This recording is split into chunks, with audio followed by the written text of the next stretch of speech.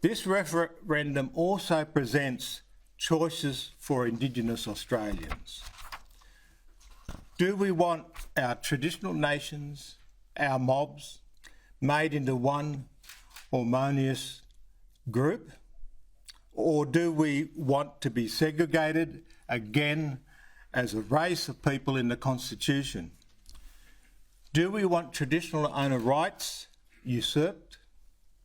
Do we want to cede the fundamental principles of our cultures that no one speaks for any other people's country? Because that's what the referendum and this Uluru Statement is all about. This month, I had a 4-part series of articles leading up to the referendum day on the 14th of October in the Daily Telegraph, written with Dr. Vicky Greaves-Williams on the Uluru Statement. Both the 439 words on the canvas and the 26-page manifesto that sets out their agenda. What we describe as a symbolic declaration of war against modern Australia.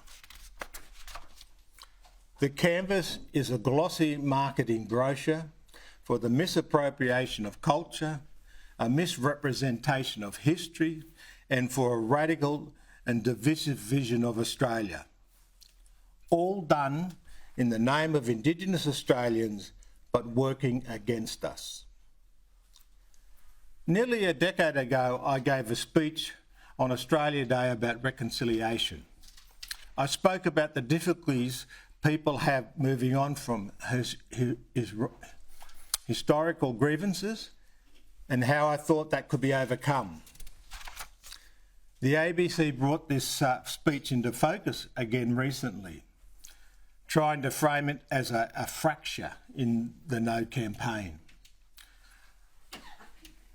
I should thank the ABC for giving it renewed attention, because my speech highlighted a lingering cloud that shadows the choices we face.